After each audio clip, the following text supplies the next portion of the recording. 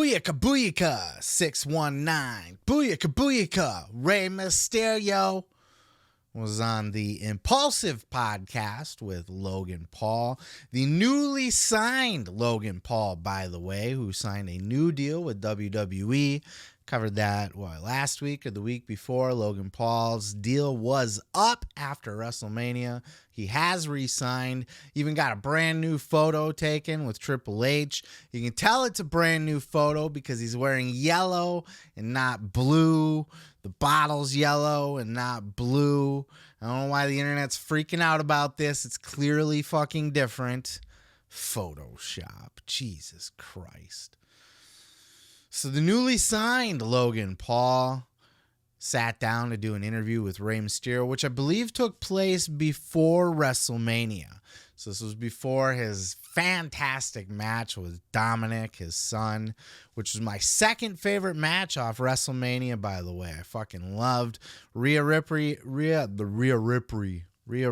and Charlotte. And then this one with Dominic and Rey was just fantastic. Rey did talk a little storyline beef about his son Dominic acting up and that kind of thing, but a lot of this conversation was just a really fun, free-flowing. I almost pulled a segment. They had a really good conversation about Rey's mask, and then when Rey lost the mask and how at first he hated it in WCW, and then it kind of created this giant killer persona where he was able to beat Kevin Nash the next night because it was Nash that took his mask. So Rey, saw the good in it and actually thought it helped his career, possibly opened the eyes of WWE that this little guy can work with big guys and he's not just a cruiserweight. So really good conversation there that I did want to share with you, but it was towards the end of this podcast where Rey Mysterio opened up about something that he said that he's never talked about before, ever. And I never knew this either. I've never heard this. I never even would have thought this, looking at Rey and knowing Rey for as long as I have, not personally, but, on TV and everything, that Rey Mysterio battled drug addiction, that he had a pain pill problem when he was going through one of his many, many knee injuries. And he got to a point where his wife gave him an ultimatum. Check out this clip. Do you have any other instances in your life of failures that ended up just like teaching you something or just turning into something that changed your life for the better? So during my big run in WWE and after so many surgeries, I got fucking hooked on painkillers for a very long time. And my wife caught me one time. We were on vacation. She saw that I was just out of it completely. So she gave me an ultimatum. She goes, so when we get back home, you can either take your pills or you can take your family. You choose. And that really opened me up, man, and it made me a stronger person because I remember getting back home to San Diego, flew to TV the next day, spoke to Vince, and I told him, boss, I need to check myself in. I'm gonna need some time off. He was cool with it. He was like, it takes a man fucking man up to what you're doing. So that was a big life changer for me, and different perspective of life and the appreciation of family and the support of my wife. It's crazy. Yeah, she's been there from day one. To be able to recognize it and check yourself in and put everything aside and move on with your life to a positive note, it was crazy. I really enjoyed that phase of my life because I learned so much of what not to do. Yeah. How long did you go inpatient for? I was there for 30 days. Another thing that was really big to me was my kids were young. Dominic was maybe 10 years old, 12. My daughter was very young. So to see them walk into visiting ground on Sundays, it was just great. Like, it really hit me at that point. Like, those were the best. Man, yeah. Why am I even in here? I shouldn't be in here. Yeah. So you went through it one time, and then after that was it. I was going to say, do you have to watch that demon at all? Nope. Rearing its ugly head? No, it's crazy. I was really bad prior, but once I eliminated all that toxic mindset, clean. I thought this was really important to cover. First of all, just because Rey had never talked about this before. This is not anything that he's ever gone public about or talked about in any other interview.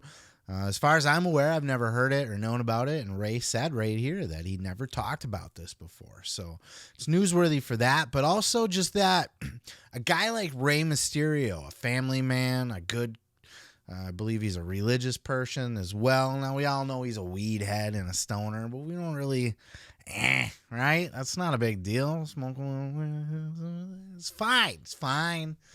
Not a big deal, right? But when you start popping the pills and stuff, that's when it becomes a problem. Especially after Eddie. You would have thought that he would have learned his lesson, but he did not. And he was leaning on those painkillers heavily when he was going through his many injuries. Especially, look, this was, he said it was right around his prime, like right when he was doing his big run in WWE. You know, if this was during his title run or right around the time he was getting that big push, it's in the wrestler's mentality. It's built in that you bury that shit and you just keep going because you don't want to fuck up your push. You know, if Rey's about to get a main event title push or he already has the title, what's he going to go tell fucking Vince that he wants to go to rehab now? He's going to lose the belt. He's going to come back and be lucky if he gets another Intercontinental title shot, let alone a world title shot.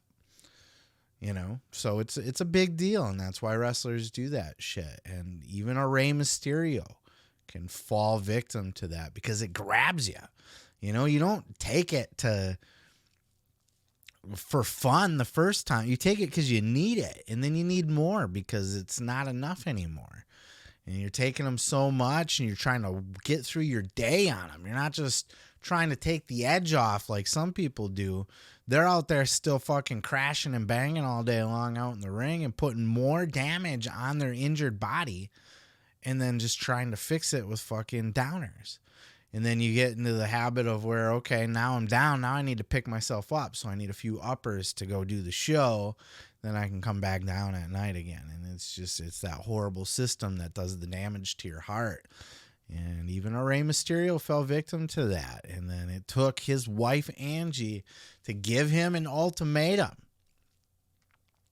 And look, this was, remember, Rey Mysterio's Hall of Fame induction speech. He talked about his wife, Angie, was there before he was anything. She was at his first match. Before he ever even had a first match, she was in his life. And she supported him. Literally, financially supported him. While he was out fucking just trying to make it, doing fucking indie shows, making nothing, hating his life, wanting to go back, wanting to give it up. Angie stood by him. For her to look at him and say, dude, you can do your drugs or you can do your family, but you're not going to do both. Wow. That's real life setting in right there. You know what I'm saying? So Rey had that decision to make, and he made it, and he never looked back. And that's the other big takeaway from this that I wanted to share, is that you can kick this shit. Not only has he never gone back, but he even went as far as to say that he doesn't even have to fight off that demon anymore. He doesn't crave it. He doesn't need it. It's not a slippery slope to where he could accidentally, fall back into it. And of course, anything could happen, you could get another severe injury and that addiction could creep right back up again. But, he has not had the issue, and it's been 10, 15 years since his big world title push. So, everything seems to be going great for Rey. The weed seems to be doing the trick for him. So he's doing fine. Fucking Hall of Famer now at this point. His son's doing great in the company. I mean, what a fucking life. What a way to turn his shit around. What an inspirational story. Not to, Rey's whole entire career is an inspirational story. Just from how little he was and how unlikely it was for a little guy like that to even get a shot in the ring. Maybe doing jobs at indie shows. But to be to win the Royal Rumble, to win the world title at WrestleMania, to win the WWE Championship, at what, 5'2", 5'3" tops? Rey Mysterio is a fucking legend, man. And even the legends fall victim to this kind of shit, but he overcame it. He beat it. And look, if you're going through this shit too, don't be ashamed of it. It gets the best of everybody. Look at Rey Mysterio. What a fucking guy, right? What a great guy. Far from a junkie. You'd never look at Rey Mysterio and go, that guy's a junkie. Weed head, perhaps, but not a junkie. So pick your fucking chin up and take inspiration from these kind of stories if you're going through this shit, and realize that you can get through it too. Everybody can. Or if you know somebody that's going through it, you know, maybe this story can help them. Again, the full interview is down in the description below. But I just wanted to shine some light on this and give props to Rey Mysterio.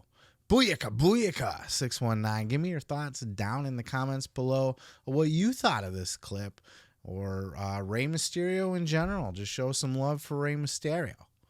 Peace, love, and pizza. I'm going to go ahead and move on to the next. Oh yeah, thanks for checking out the video. Yeah, don't forget to subscribe. Don't forget to like it if you liked it. Yeah, and you can check out full episodes each and every Sunday right here on the channel. Oh yeah, dig it.